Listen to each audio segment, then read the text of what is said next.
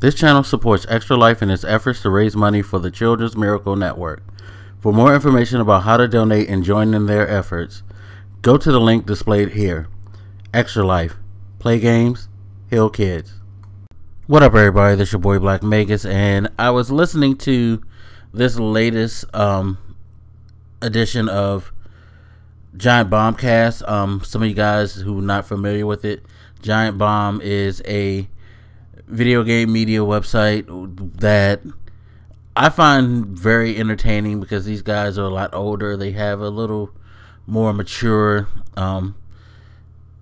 viewpoint towards gaming, and they aren't as, how could I say this, they don't seem as gimmicky. They seem self-aware of what the business is. They're not trying to pull strings, in my opinion, as far as, you know, making you believe that they're about certain things when there's certain aspects of the business that actually supersedes things. They just seem like really honest, genuine, mature gamers to me, and they're pretty entertaining and funny too. So that's why I like listening to their podcast. But anyway, so as they're going through emails, someone brought up the point that Sony has still not said a word about Driveclub, PlayStation Plus edition. If some of you guys still remember or even care at this point, almost 2 years ago,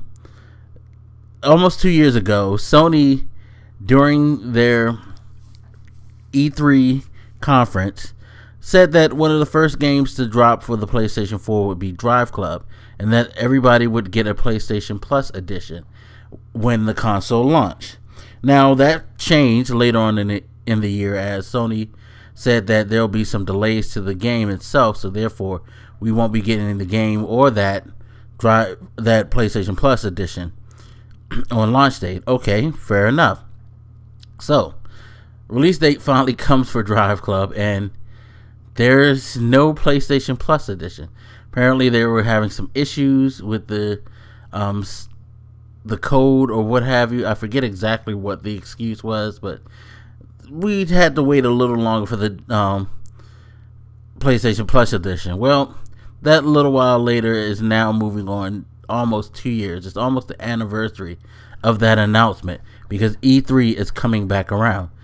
And Sony has not said a peep, not said a word about it. And I think that they're feeling comfortable in doing so because, hey, who really cares about Driveclub? Again, how many of you guys, seriously, in the comment section, tell me how many of you are sitting here just anticipating your PlayStation Plus edition of Driveclub. By the way, the PlayStation Plus edition wasn't going to be the full game. It was going to be a limited edition that was going to give you, I think it was something like you had access to 11 tracks and a certain amount of cars. It wasn't the full thing, so you wouldn't be able to play the full thing unless you decided to upgrade to the full version, which I think at the time when they announced all of this, their whole plan was, hey, you play it, you like it, if you want everything, then you just give us like $40-50 and you unlock the rest of the game, you know, something like that. So it wasn't the best of ideas to begin with, but it was giving you semi-full access to the game for free if you got the PlayStation Plus edition. Well, again, as I was stating before, we've heard nothing about this and it doesn't look like it's coming, but I don't think many people care at this point because Driveclub didn't get that great reviews. Of course, I could care less about the reviews, but from what I've seen of it, it just seems like it's a good game, but not a game that everybody should want to rush out and get. You know what I mean? I don't think it was a bad game at all. It didn't look like a bad game from my perspective, but me not being into racing games like that, I wasn't, you know, totally hyped for it. And even if I were into racing games, I'm not sure that I would want to pick that up when Sony has another racing title such as Gran Turismo, which generally is one of their better games every time it drops. There's also MotorStorm, which I've played and I prefer. So I don't know, Driveclub, it just never like rated that high with me. But there may be some people still waiting for it. Regardless, Sony needs to address this. And the reason I say that they need to address this is because, again, with E3 coming up, there are going to be promises made. All companies are going to make promises. I'm not singling out Sony, but if you're someone who remembers this, you have to wonder, is Sony going to keep that promise? Only because of this whole thing. This is something that a lot of people could, like right now, you hear me talking about it. There are going to be people who are going to bring this up and who are going to throw this in Sony's face. And I feel like Sony should just finally come out, say something, apologize for the situation, make amends somehow. Even though it's not going to be a huge deal, I feel like it's like, for all the good cred that Sony's built, they need to build even better good cred by acknowledging their mistake and doing something about it. Like on the podcast, well, somebody made a suggestion that, hey, at this point, you might as well just give everybody the game for free. It's pretty much had its run.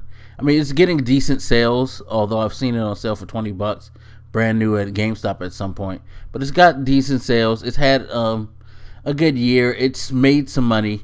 I think with this E3, you can come out and acknowledge it, apologize, just make it free and continue to build the good credit that you have.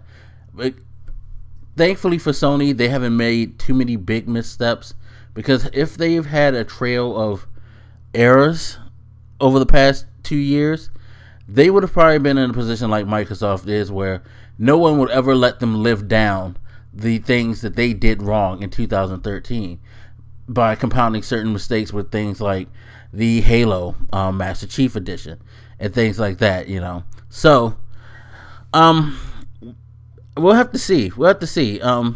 Curious to see what promises Sony will make, and if it will be promises that they will keep, because this Driveclub thing, it's kind of funny. But I just thought I'd mention that because I just think it's pretty interesting at how this whole situation has worked out. It seems like Sony doesn't care to address it and just sweeping it under the rug. At the same time, we as gamers, seeing that we don't really have that, it doesn't seem like the consensus have that much interest in Driveclub, have let this just been swept under the rug, and no retribution. It's especially funny in the age where everybody wants to complain about everything at every moment, that this isn't something that's been harped on as much. So I guess that's why I wanted to do that video, because I just found the whole situation hilarious more than anything. But anyway, you guys hit me up, let me know what you think, and I'll holler at you later. This your boy Black Megas, and I'm out. Deuces.